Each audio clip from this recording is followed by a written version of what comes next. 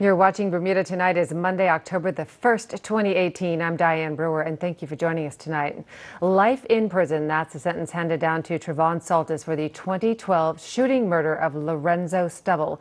Jasmine Patterson has the details of the sentencing delivered by Justice Charles Simmons. Saltis was convicted by a jury last Wednesday for the murder of Lorenzo Stubble and using a firearm to commit that murder. Justice Simmons said he must spend a minimum of 25 years behind bars before becoming eligible for parole for the gang-related killing. The sentence handed down following a retrial to allow a key witness, Troy Harris, to give testimony that Saltis admitted to him that he murdered Mr. Stubble. Prosecutor Kenlyn Swan described the murder as a deliberate, calculated, gang-related execution of Mr. Stubble, a paraplegic. Saltis, she said, was motivated by the trivial desire to earn respect from his fellow MOB gang members. Mr. Stubble was shot 4 times while sat on board a party bus parked in a bus lay-by near Woody's restaurant in Sands, whilst partygoers were inside the bar. The prosecutor stated the incident was aggravated by the victim's limited ability to escape the gunfire and the little regard shown for the safety of the driver, who was also on the bus. Ms. Swan went on that Saltis also boasted about the murder, seemingly taking pleasure that he was no longer considered inferior within the gang. Saltis testified during the retrial that he did not kill Mr. Stubble, whom he claimed was his cousin. Ms. Swan urged that the sentence should send a message of zero tolerance. Defense lawyer Richard Horseman noted that his client's previous convictions for a deception, carrying a bladed article, and assault on a police officer were, quote, not that bad. He also asked the judge to be minded Saltis has spent a considerable amount of time already at Westgate, as it was a retrial. Saltis sat emotionless in the courtroom and made no comment when given the chance to before being sentenced.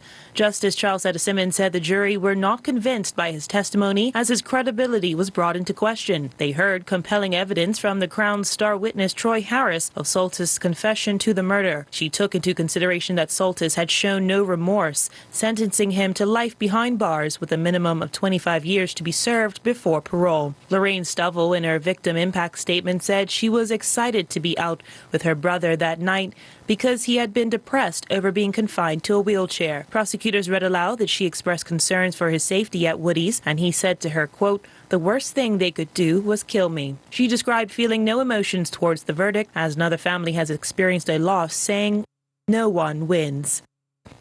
Jasmine Patterson reporting for Bermuda Broadcasting News.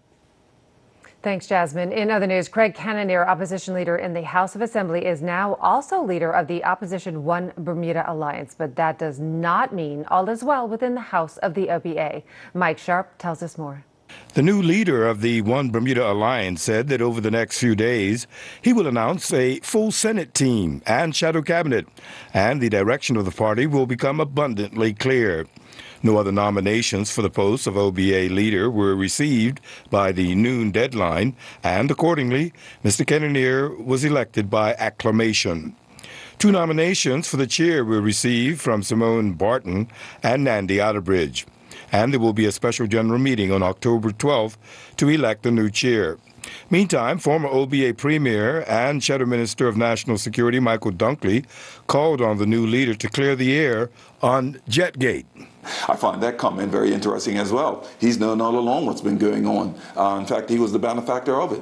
When you say he was the benefactor, he became the premier, didn't he, after I resigned? So, you know, he's well aware of the plane ride that took place. And I think I need to be very clear.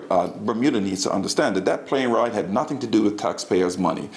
It was an innocent drive to sell Bermuda and infrastructure in Bermuda building. That's it. During internal wrangling last week, Mr. Dunkley suggested there was no communication between them and his vision for the party. I find that comment rather interesting. Michael knows that I have called him on several occasions leading up to my appointment as opposition leader, discussing my concerns on where we are as a country, where we are as an OBA government. He's well aware of those conversations because I made the calls to him myself. Michael doesn't need a personal call from me about my vision.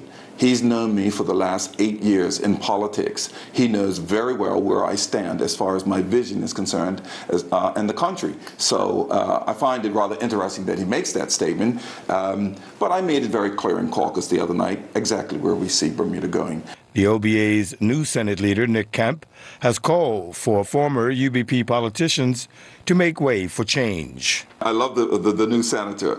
He doesn't mix his words. words. And I think to a large degree, what he's attempting to say is that we do have members who have been around for the last 20 plus years.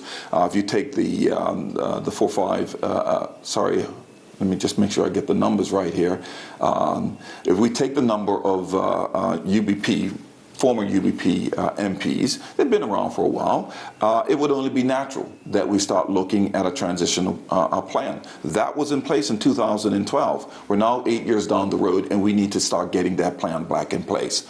This is not about throwing away the old guard. This is about transitioning to include new, vibrant young people into the fray so that we can start getting to the issues at hand. And I'm Mike Sharp with Bermuda Broadcasting News.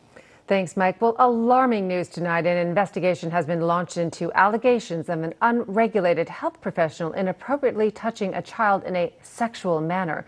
The Bermuda Health Council received information and referred the matter to the relevant authorities. Tawana Wedderburn, CEO of the council, says they are taking the unusual step to highlight this information because of the risk faced by the public, including children and other young people. Regulated health professionals include physicians, nurses, pharmacists, or dentists, whereas unregulated fields can include acupuncture, massage therapy, chiropractic, and counseling. She encourages the public to check if your healthcare professional is registered by visiting their website, bhc.bm. We'll have more for you after this short break. Stay with us.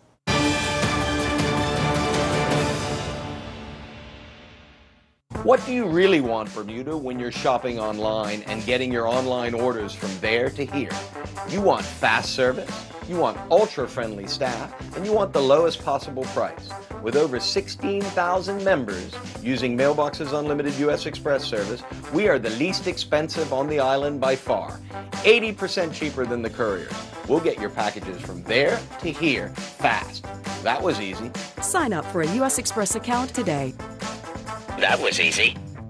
Surface Trends has been serving Bermuda for over 25 years, supplying and installing tile and natural stone. We have a large in-stock selection of beautiful porcelain wood planking, including our exclusive Bermuda cedar tile. You will also find Bermuda's best in-stock selection of countertops, including natural granites, exotic quartzites, and silestone engineered quartz in all the newest colors. Our team will be happy to help you.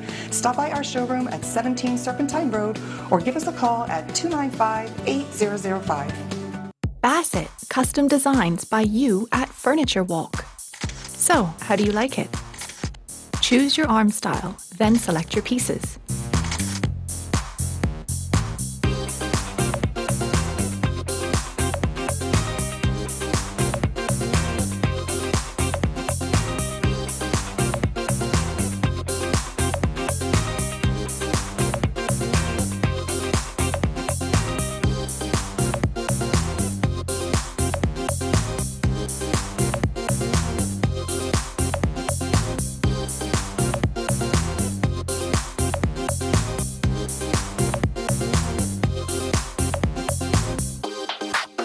Special order exactly what you want. Your style, your way. Sofa, love seat, chair, sectional, you name it. Bassett, your style, your way at Furniture Walk.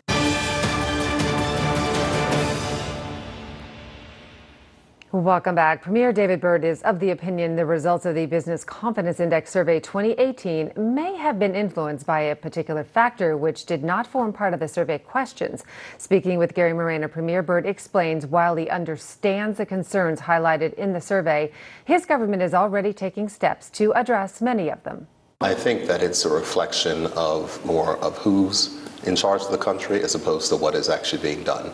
And it's unsurprising, just as though in 2013 there was a massive increase in confidence after the 2012 election. That much being said, if you look at the independent measures, such as Standard & Poor's, where we received the first upgrade in our economic outlook for the first time in 12 years, I think that we are making progress. But there is always work to be done. We have an open door policy when it comes to business leaders. Earlier today, we had a quarterly meeting with the Chamber of Commerce, and where we were very frank about the challenges that Bermuda economy faces. And what I encouraged them to do was support the work that the Bermuda government will do in the near future to address some of the challenges. Because while businesses are concerned as well, individual citizens are concerned. We see increasing mortgage rates. We see the increasing amounts of interest which is being charged, which is going to challenge everyday citizens. So it's incumbent upon us to make sure we find solutions to the problems of not only business, but the people who elected us to office to solve their problems and to reduce the cost of living in Bermuda. You said it's a reflection of who is in government. Are you suggesting that there could be a racial component? It's not about a racial component. It's about the Progressive Labor Party and the One Bermuda Alliance. And the Progressive Labor Party is not regarded as a business-friendly party. The people who voted for me voted not for the interests of business. They voted to make their lives fairer. So as I said, it's reflection of necessarily who's in charge as opposed to what is actually taking place in the economy. I'll give you a case in point. One of the partners from Expertise Limited, who I saw on Thursday when I was addressing an event which was being held here for the long-term insurers, had said that the level of startups which are seeing the Bermuda economy is the highest they've seen in a long time. So there are positive steps which are taking place inside the Bermuda economy, but we are going to continue the work to make sure that we make this economy more fair for all. In other news, is it time for Bermuda to change its immigration policy and open the door to thousands of people in a bid to turn around the economy? While the subject is divisive, the Chamber of Commerce says the island can no longer afford not to address the possibility. As Tarai Trott tells us in this report, business leaders believe having substantially more non-Bermudians working here would be a win-win for the economy. However, not everyone's convinced. Immigration, one of the most contentious political issues in Bermuda.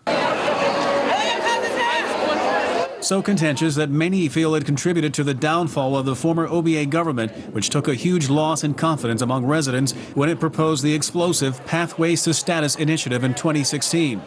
Will be eligible for permanent residency after 10 years of ordinary residence in Bermuda. The opposition so overwhelming that the government later changed course. But despite the public sensitivity over immigration, the island's business community says the immigration system must be liberalized to allow more people to come in and work and contribute to taxes, rents, and other parts of the economy. The subject dominated a recent discussion among businesses following an HSBC-sponsored survey which appeared to show local businesses losing confidence in the economy over the past 2 years. John White is the president of the Bermuda Chamber of Commerce and points out the problem the island faces is that 7,000 people left the island between 2010 and 2014. We're emphasizing enough how impactful that was on the economy. And, and these were people roughly between the ages of 30 and 50. They were spending a lot of money in Bermuda-owned restaurants. They were taking Bermuda-owned taxis. They were renting Bermuda properties. And you don't lose 7,000 people without a huge impact. Calling the immigration debate emotive, Mr. White was keen on addressing local sensitivities. I know that it's not an easy issue, but we have a very elderly population. In fact, we have one of the oldest populations in the world at the moment. And we simply don't have enough people in Bermuda to sustain our economy going forward. Erica Smith, the head of the Bermuda Economic Development Corporation, the BEDC, threw her support behind immigration as a necessity for small business. All of our studies at BEDC have shown that in order to be innovative, creative, and attractive, to create an environment for entrepreneurship to grow begin and grow, is that you have to have an eclectic society. Margaret Chapman is the director of Total Research Associates, which carried out the survey. She hopes the findings will serve as a wake-up call. We saw an almost 20-point drop in our index, and there's concern about the confidence, there's concern about the future of the economy, there's concern about where the economy is going, as well as individual companies are worried about their own finances. We need to look at solutions, and we need to look at what's working and try to build on that. Tarai Trott reporting for Bermuda Broadcasting News.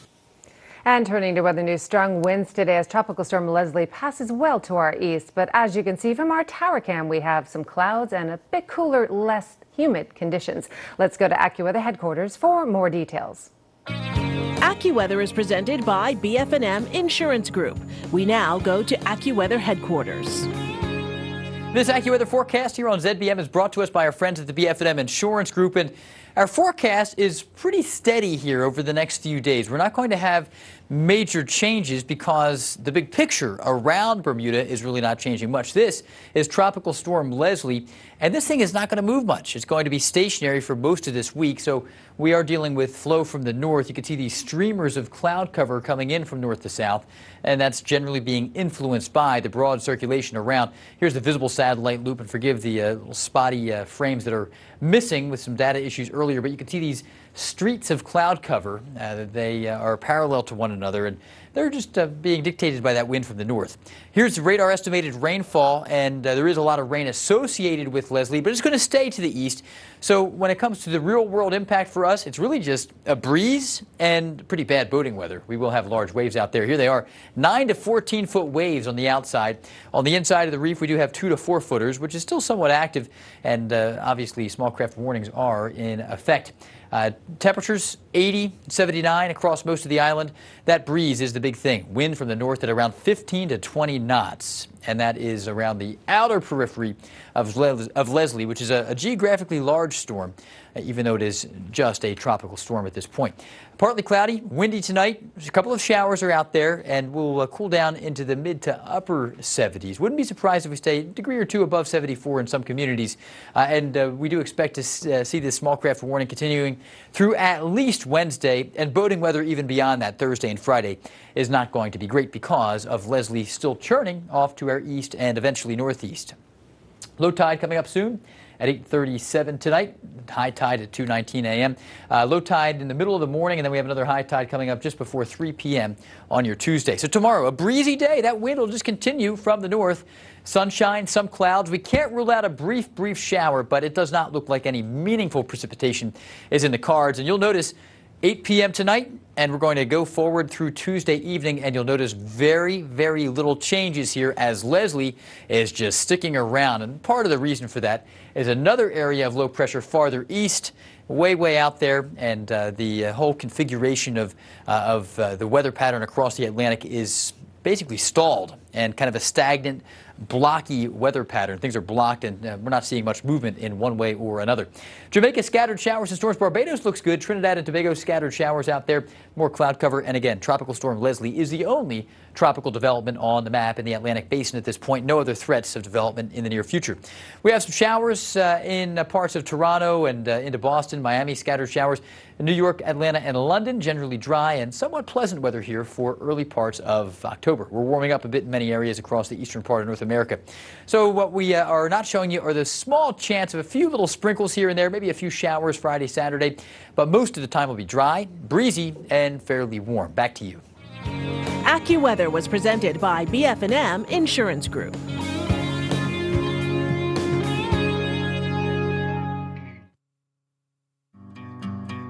I was diagnosed with illness. Very frightening because my son had just turned 1 and it was a cancer. So I'm young, new baby, and I needed to get the care that I knew would be definitive so that I wouldn't to be around for him for a very long time. I got in contact with BF&M, and BF&M was able to commit at that time to doing at least 50%, so we were comfortable, okay, well, we're gonna go. We got off the plane, actually, the day of the procedure, and on my way to the limo, my case manager called and she says, Kiana, we got it, you're covered at 100%. And I cried all the way to the office because I was just so happy. The BF&M difference is that I really felt that the case manager really was concerned about my overall care. And because of that, I really appreciated them. I think that personal care, that willingness to listen, and then to work until they were able to get it so that I could get full coverage really made the difference for me. This is Rick Blomquist of De Pere, Wisconsin. His life is pretty comfortable. He lives in a comfy home, wears comfortable shoes. He even has a comfortable job. Rick Blomquist thought he had comfort all figured out. But then he laid on a Certa and realized his life was only just sorta comfortable. The new Certa iComfort Hybrid Mattress. Not just sorta comfortable, Certa comfortable. Feel the difference a good night's sleep can make. Exclusively available at Dreams, Bermuda's only mattress gallery. I was first diagnosed as a diabetic back in 2000. I was 222 pounds. I used to feel sickly all the time, like a lot of ailments, back pains, this. We meet as a group, as well as we do have individual one-on-one consultations with the doctor. This is just providing guidance upon the type of healthy foods that will help people better manage and hopefully reverse their diabetes. But the group setting gives you encouragement, you get feedback. You know, if you see somebody out in the street, hey, how you doing? How you making out? The aim of the one-year program is to provide that support to try and make it as easy as possible for people to make those changes. I had lost 22 pounds. I was going on. Now I'm feeling a lot more comfortable. I feel like you actually do feel lighter. You know, you feel more energized. If you're a diabetic and you say, you know, I really would like to get a better control on this, such patients who have that type of motivation, this is an ideal program for them.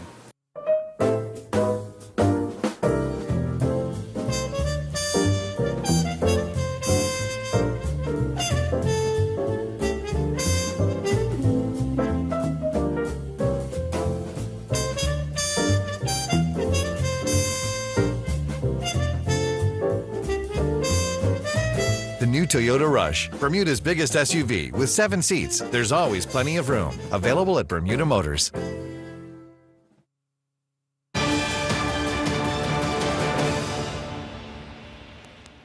It remains non-mandatory for doctors to report cancer diagnoses in Bermuda. Now, Bermuda Cancer and Health Center is urging patients to take charge and report their diagnosis to the National Tumor Registry. Today marks the start of Breast Cancer Awareness Month. The center has a number of initiatives taking place to bring attention to the disease. Kristen Bird, honorary patron at a press conference, encouraged the community to rally together this month, while new CEO of the charity, Lynn Woolridge, explained this year's campaign slogan, Rethink Pink. Although we have a Bermuda National Tumor Registry, which provides local statistics, it's widely known that these figures are not an accurate reflection of cancer affecting Bermuda. This is due to non-mandatory reporting by local doctors and underreporting of those diagnosed overseas. As a registered charity, Bermuda Cancer and Health Center is trying to do right by the Bermuda healthcare system, working to reduce cost and providing needed services while subsidizing costs for those who cannot afford screening mammograms, diagnostic imaging, and radiation therapy. To do this effectively, to meet the needs of our community, and to do our part in building a viable and sustainable healthcare system, we need a better understanding of the true impact cancer has in Bermuda. Should you be diagnosed with cancer, we urge you to remind your doctors to report your cancer diagnosis to the Bermuda National Tumor Registry, regardless of where you were diagnosed or treated. Minister of Health Kim Wilson deemed the National Registry the most comprehensive and accurate database on island. She adds 1 in 8 women are statistically to be diagnosed with breast cancer in their lifetime. Cancer is the second leading cause of death in Bermuda. And worldwide, after lung cancer, breast cancer accounts for the majority of deaths in women. Of all the reported cancers in Bermuda, breast cancer is overrepresented, nearly 29% when listed amongst the island's top 10 registered cancers. During October of every year, we focus on what we can do to help to save lives. A 2016 survey highlighted a total of 78 reported cases of breast cancer on the island.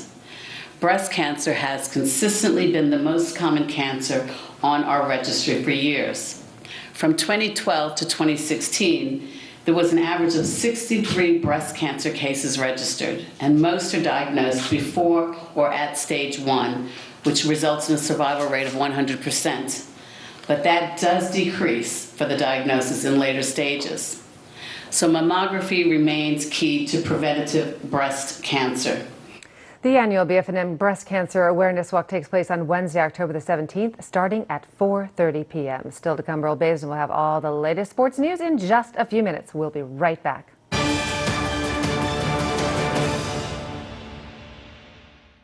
From the very beginning, it was always our singular focus to do whatever it takes, use every possible resource to fight cancer, and never lose sight of the patients we're fighting for. Our cancer treatment specialists share the same vision. Experts from all over the world working closely together to deliver truly personalized cancer care. And these are the specialists we're proud to call our own. Expert medicine works here. Learn more at cancercenter.com. Appointments available now.